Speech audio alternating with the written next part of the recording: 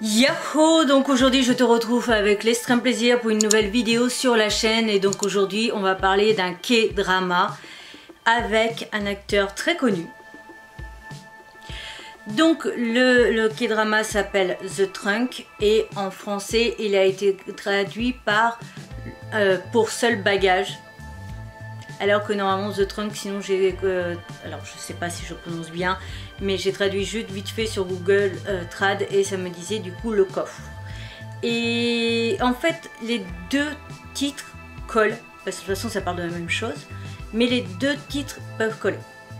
Voilà, j'en dirai pas plus, mais voilà, les deux titres collent. Donc c'est un K-drama qui vient donc de Corée. Nous sommes sur 8 épisodes de 60 minutes qui datent de automne 2024, donc je suis pas trop en retard. Et il est disponible du coup sur Netflix. Nous sommes dans le genre drame, mystère, romance, vie sociale, amour, mariage, et il est âge conseillé aux 19 ans et plus. Et vraiment, si vous êtes assez jeune ou quoi que ce soit, vraiment faut attendre parce qu'il est assez, il est violent physiquement, mentalement. Il est, comment dire, il est, comment dire, glauque dans un sens. Donc je vais un petit peu développer parce que je crois que le résumé ne développe peut-être pas suffisamment par rapport à la version de l'histoire et tout ça. Et vraiment je vais t'expliquer pas mal de choses parce qu'il y a beaucoup de choses à comprendre avant de commencer vraiment l'histoire réellement. Donc voilà. Han Jeong-won est un producteur de musique solitaire qui souffre d'anxiété de solitude en raison de son passé douloureux. Je vais vraiment tout expliquer pour que tu puisses mieux comprendre, t'inquiète pas.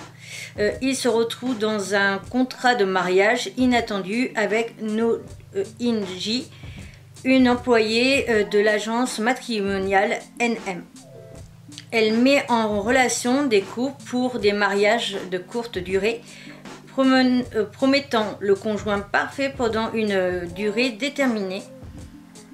Ji-won et In-ji signent un accord contractuel, se marient et apprennent à s'adapter lentement l'un à l'autre. Cependant, leur vie prend un tournant lorsqu'une mystérieuse malle est découverte sur une rive d'un lac, révélant un tourbillon sombre secret derrière la société NM. Alors, Han Jeong-won, donc l'homme, et No In-jin, donc ils ont diminué à In-ji. En fait, il faut savoir que l'homme en question est déjà en couple avec une femme. Cette femme va forcer son mari en fait à aller se marier avec In-ji pendant un an, et elle-même va se marier avec un homme pendant un an qui fait aussi partie de la même agence.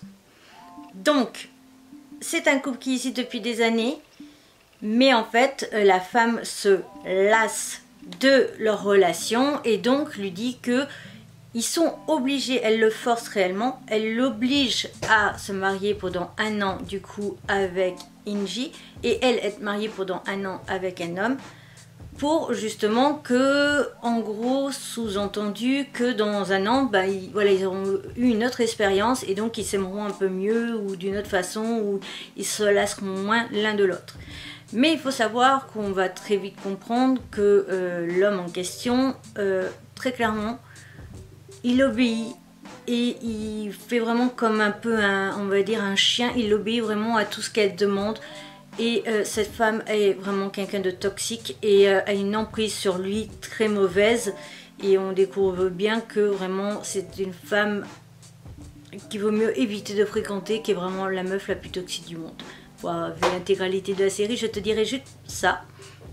Je ne vais pas te développer plus par rapport à pourquoi du coup il est comme ça, pourquoi ce caractère-là, pourquoi il obéit si facilement à elle, etc.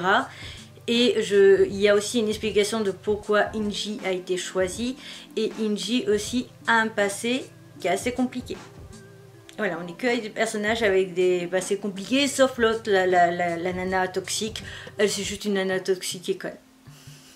Voilà, je t'ai fait une espèce de résumé.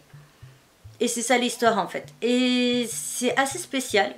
Parce que déjà on va commencer par un peu du futur. Avec cette histoire de mal, on est dans le futur en fait. Par rapport à ce qu'on suit au niveau de l'histoire, la relation de couple et tout ça, on est dans le futur et c'est ça qui est assez particulier et on va découvrir au fur et à mesure pourquoi donc cette malle a été retrouvée, etc. Et donc c'est pour ça que ça s'appelle pour seul bagage, parce qu'on va voir dans le futur au tout début qu'il y a une histoire d'une valise retrouvée et ils essaient de savoir à qui appartient cette valise dans du coup nos 4 personnages clés. Et donc du coup pour seul bagage ça colle au niveau du titre, et le coffre bah, c'est une valise en fait qui a des codes et c'est une mallette à forme carrée, tu sais, qui ressemble vraiment à un coffre un peu, donc les deux titres collent tout à fait. Pour ce qui est de mon avis sur l'histoire, j'ai eu vraiment beaucoup de mal à regarder la série en entier parce que j'étais vraiment mal à l'aise pour cet homme qui obéit si facilement à sa femme et qui obéit à tous ses caprices. Et il faut savoir que vraiment, cette femme ne recule en rien pour lui faire du mal, pour le torturer, pour le mettre à bout, pour s'amuser. En fait, j'ai l'impression qu'elle s'amuse, à mes yeux, vraiment, j'ai l'impression qu'elle s'amusait à lui faire du mal, à le faire souffrir autant que ça, à lui faire subir ça, à lui faire subir tout le reste. Et je déteste sa femme.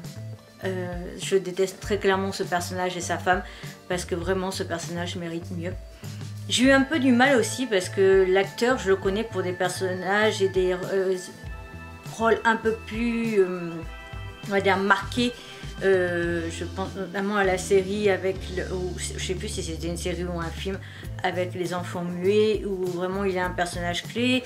On le connaît aussi pour Squid Game. Dans la première saison, il a un rôle assez simplé et tout ça. La saison 2 m'a un petit peu perturbée de par son côté un petit peu plus psychopathe, on va dire ça comme ça. Et là vraiment j'ai eu un petit peu de mal de le voir comme ça et j'avais vraiment de la peine et pour l'acteur et pour le personnage en soi. Voilà, donc honnêtement je ne conseille pas forcément cette série.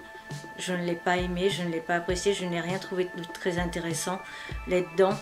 J'ai juste aimé le principe vraiment de l'agence NM à la base, parce que c'est donc des gens qui sont payés et sont rémunérés, c'est leur travail d'être mariés pendant par exemple 1 an, 2 ans, 3 ans avec une personne, le temps d'une maladie. Justement on voit vraiment dès le premier épisode le temps d'une maladie. Les gens savent qu'ils n'ont plus que 6 mois à vivre, mais par exemple bah, ils n'ont plus leur femme, donc ils vont se marier avec elle juste pour 6 mois pour histoire de ne pas finir ses jours tout seul ou des trucs comme ça, ou pour d'autres raisons. Et c'est ça que j'ai trouvé plutôt pas mal et c'est ça que j'ai bien aimé vraiment. Après, honnêtement, déjà tout ce qui touche et concerne sa femme, à l'origine, sa première femme, du coup sa vraie femme, je peux pas supporter. J'adore Inji, j'adore du coup le deuxième couple, Inji et du coup, j'ai perdu le nom du gars, Jong Wong. Bref, lui, j'ai adoré ce duo, j'ai adoré ce couple, j'ai adoré tout ce qui les concerne. Par contre, cette femme, je peux pas me l'encadrer. Très clairement, et je n'aime pas du tout l'histoire, je n'ai pas apprécié du tout. Pourquoi je suis allée jusqu'au bout? Parce que je voulais comprendre cette histoire de mal, je voulais comprendre certaines choses, je voulais comprendre l'envers du décor et peut-être le pourquoi elle lui faisait subir tout ça. Et on a beau me donner les réponses, parce qu'on va te donner les vraies réponses de pourquoi elle va jusque là, pourquoi elle fait ça. Je ne cautionne pas ce qu'elle a fait, je ne suis pas du tout d'accord avec elle et je déteste réellement cette femme au plus haut point. Voilà. Donc c'est tout en ce qui concerne mon avis sur cette série. N'hésite pas à me dire ce que toi tu en as pensé si tu l'as regardé. Est-ce que c'était une série qui t'intéressait ou pas? Est-ce que tu apprécies d'ailleurs cet acteur principal ou non? Je te retrouve donc bientôt pour une nouvelle aventure. Je te laisse ma tête de panda pour t'abonner, mes réseaux sociaux, mon compte Vinted, la précédente vidéo K-drama qui doit dater il y a un petit moment quand même, la playlist. N'hésite pas du coup à me mettre un drapeau coréen dans les commentaires si tu veux un peu plus de K-drama disponible du coup en avis sur cette chaîne. Je te retrouve donc bientôt pour une nouvelle aventure.